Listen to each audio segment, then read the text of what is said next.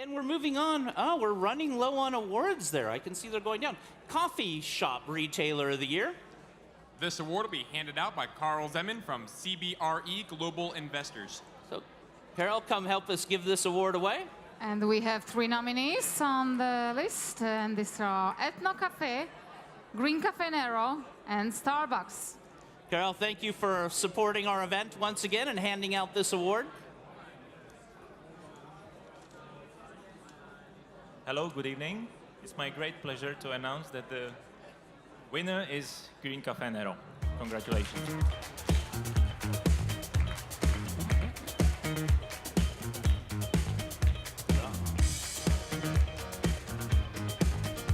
So how are you doing tonight? How was the dinner?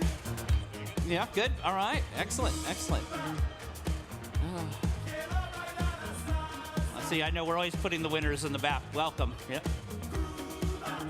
I see they're serving dessert, so congratulations. Congratulations. Please feel free to say a few words. Good evening. Congratulations to all nominated. It's a great honor, and it's a great teamwork of Green Cafe Nero. Thank you very much, and have a great evening.